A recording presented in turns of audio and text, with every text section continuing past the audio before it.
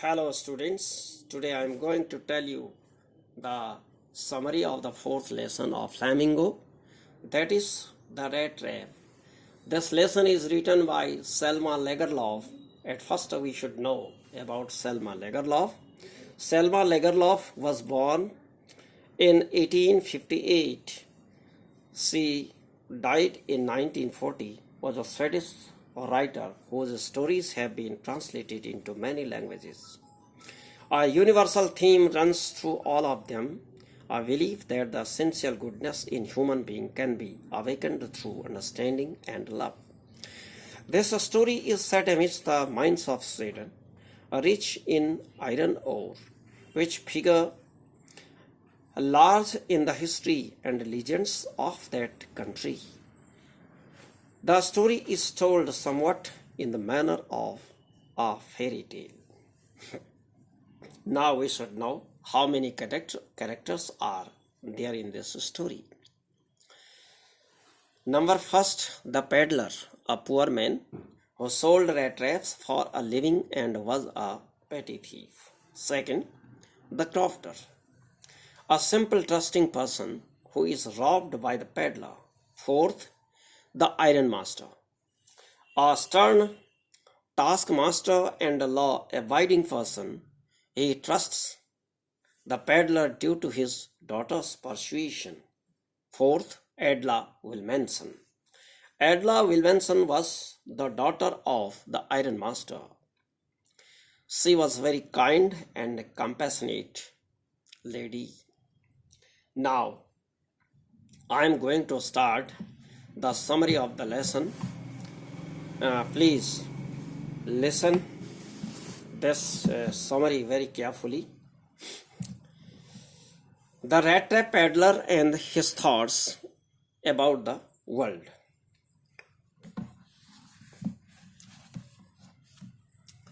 Once upon a time, there was a vagabond who went around selling small rat traps. He made them from the material he got by begging. The business was not profitable, so he had to beg and even steal to survive. His clothes were in rags, his cheeks were sunken, and hunger gleamed in his eyes. While he was engrossed in his thoughts about rat traps one day, a very amusing thought came to his mind, that the world was a big rat trap. It offered comforts and joys, just like the rat trap offered cheese and pork. As soon as a rat was tempted to touch the bait, it trapped him. Next, the crofter treats the peddler nicely, but the peddler cheats him. One dark evening, as he was trudging along the road, he went to the small grey cottage, seeking shelter for the night. The owner, who had once been a crofter, not only invited him in, but was happy to get someone to talk to. The crofter, who had no wife or children, was very talkative and shared much about himself with the peddler. He informed the peddler that during his days of prosperity, he worked at the Ramasjo Iron Works. Now his cow supported him. He even shared the fact that he had earned 30 kroner by selling the cow's milk. The guest seemed incredulous, so the crofter showed him the money, also revealing where it was kept. Next day, both left the cottage at the same time, but half an hour later the peddler returned. He went up to the window, smashed a pane, and took out the 30 kroner from the pouch in which they were kept. Next, the vagabond is pleased with his smartness, gets lost in the woods. The vagabond was quite pleased with his smartness. He avoided the public highway and turned into the wood, as he felt he would be safer and no one would be able to catch him. It was a big and confusing forest. He tried to walk in a definite direction, but the paths twisted back and forth so strangely that he was perplexed. He walked on and soon realized that he had been walking around in the same part of the forest. All at once, he recalled his thoughts about the world being a rat trap. Now his own turn had come. He had let himself be fooled by the bait and had been caught in a rat trap. The entire forest, with its trees, trunks, and branches, seemed to him like a prison that offered no escape. Next, the peddler meets the iron master, declines his invitation. Finally, he saw no way out. He was so overwhelmed with exhaustion that he sank down to the ground and tired to death. Thinking that his last moment had come, just then he heard the sound of the regular thumping of a hammer. He realized that the sound was coming from an iron mill. He summoned all his strength and walked in the direction of the sound. He reached the Ramasdu Iron Works, which was then a large plant with a smelter, a rolling mill, and forge. He entered the iron works. Amidst the different sounds coming from the work going on in full swing, it was quite usual for vagrants like him to be attracted by the warmth and shelter of the forge. So he was ignored by the blacksmiths. The master blacksmith rather haughtily granted him permission to stay. Soon the iron master came into the forge for his inspection and noticed the ragamuffin. He mistook him in the dim light for an old regimental comrade and addressed him as Niels Olof. The peddler didn't try to clear his doubt, as he thought the iron master might give him some money. The iron master invited him home. The peddler thought that going to the manor house would be like throwing himself voluntarily into the lion's den. So he declined the invitation. Next point. Iron Master sends his daughter Edla to persuade the peddler. The Iron Master assumed that the peddler felt embarrassed because of his miserable clothing. He tried to comfort the peddler by informing him that there was nothing to be ashamed about.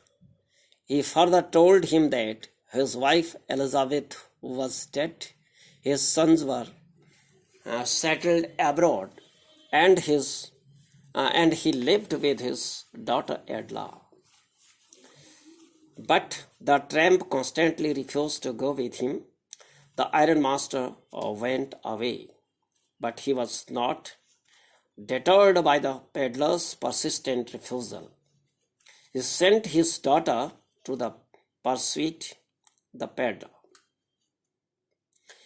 When Edla came to the ironworks, he found the man alarmed and frightened.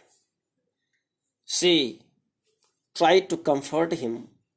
She somehow sensed that his fear conveyed that he was either a thief on the run or an escaped prisoner. Still, he was very friendly and kind to the peddler.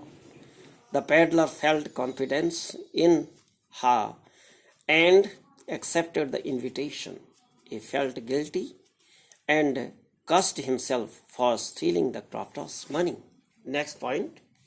Adela expresses her doubts about the peddler. The next day was Christmas Eve. The ironmaster was happy that he would be spending his time with an old friend. He told Adela that they needed to feed him well and provide him with a better business than stealing rat rats. Selling rat rats. Adela said that she was doubtful about the peddler as he didn't display the slightest sign of being educated. However, the ironmaster told her to have some patience. Just then, the door opened and the stranger entered the room. He was now well groomed.